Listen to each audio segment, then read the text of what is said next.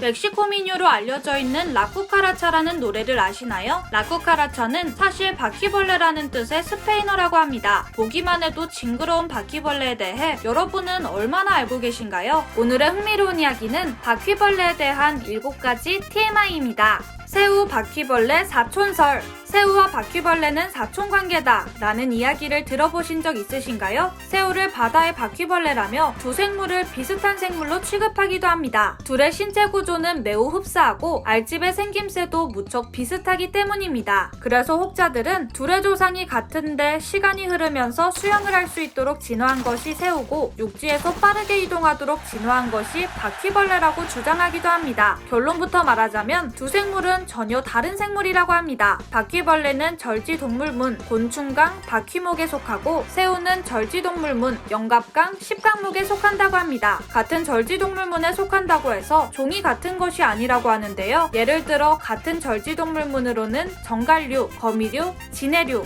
진드기류가 있습니다. TMI로 바퀴벌레로 구워 먹으면 새우와 맛이 구분되지 않을 정도로 유사하다고 합니다. 실제로 바퀴벌레라는 책의 저자 데이비드 조지 고든은 직접 먹어보니 바퀴벌레에서 새우 맛이 난다고 말하기도 했는데요. 그래서인지 이러한 루머가 널리 퍼지게 되었다고 하네요. 데이비드 조지 고든. 앞서 말했듯이 바퀴벌레라는 책을 집필한 데이비드 조지 고든은 상당히 바퀴벌레에 대해 진심인 것을 알 수 있습니다. 이 책의 원제목은 바퀴벌레, 지구상에서 가장 멸시받는 생물에 대한 포괄적 지침서입니다. 목차를 보면 바퀴벌레학 입문, 바퀴벌레의 성관계와 먹이, 그리고 죽음, 인류와 바퀴벌레의 만남으로 이루어져 있는데요. 바퀴벌레의 탄생부터 죽음까지의 과정을 포함한 모든 것이 담겨져 있습니다.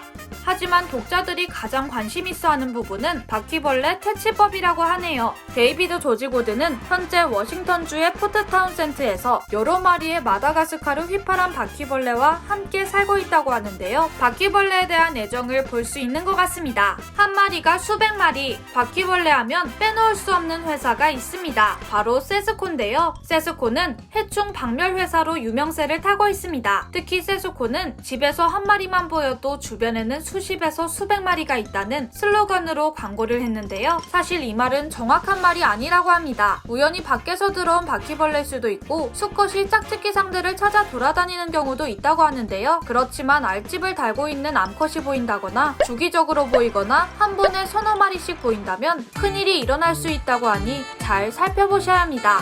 소식가. 아무거나 가리지 않고 전부 다 먹을 것 같은 이미지와는 다르게 소식가라고 합니다. 일반 집바퀴는 아무것도 먹지 않고 2-3주, 물만 마셔도 90일을 버틸 수 있다고 하는데요. 바퀴벌레의 수명이 약 180일이니 인간으로 따지면 50년을 물만 마시고 살 수 있는 것이라고 합니다. 지구박 임신. 바퀴벌레는 백악기 때부터 현재까지 생존한 생물로 끈질긴 생명력으로 유명한데요. 바퀴벌레는 머리가 없어도 일주일은 거뜬히 버틴다고 합니다. 죽는 이유도 영양실조라고 할 정도로 엄청난 생명력을 보여줍니다. 이런 생명력은 지구를 벗어나서도 볼 수 있는데요. 나데즈다라는 이름을 가진 러시아 바퀴벌레는 우주에서 최초로 임신한 지구 생명체로 기록되었다고 합니다. 2007년 9월 나데즈다는 명과학 실험을 위해 무인 캡슐 포토넴에 실려 우주로 향했습니다. 무인 캡슐 안에는 나데즈를 포함한 바퀴벌레 60마리와 달팽이, 누에, 물고기, 박테리아가 실려 있었는데요. 우주여행은 무중력, 스트레스, 우주방사선, 태양으로 인한 온도 변화 등 많은 위험 요소가 있다고 합니다. 결국 우주로 간 바퀴벌레 중 절반가량은 죽게 됐지만 나데즈다는 생존뿐만 아니라 임신에 성공하며 뛰어난 생명력과 번식력을 보여주었습니다. 나데즈다가 낳은 33마리 새끼들은 보르네슈의 연구소에서 연구되었다고 하지만 이후의 행방은 알 수 없다고 합니다. 핵전쟁 생존설. 핵전쟁이 일어나면 인류는 멸망하고 바퀴벌레만 살아남는다는 이야기가 있는데요. 이는 검증되지 않은 사실이라고 합니다. 바퀴벌레가 방사능에도 살아남을 정도로 엄청 강하진 않은데요. 인간보다는 조금 더 나은 정도라고 합니다. 바퀴벌레는 인간보다 10배나 넘는 방사능에 피폭되어야 사망에 이른다고 하는데요. 그렇다고 해도 인간보다 조금 더 오래 살아남는 정도이며 방사능 피폭 이전에 핵무기의 열폭풍으로 살아남기 힘들다고 하네요. 고기 대체제.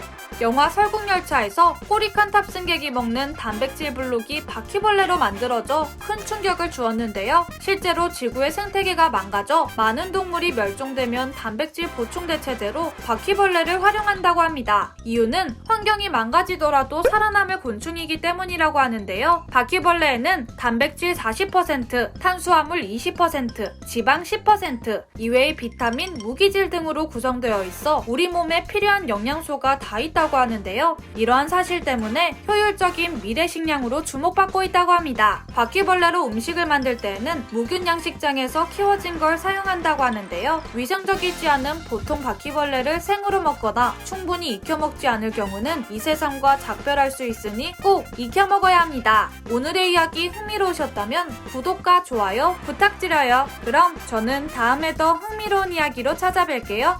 안녕.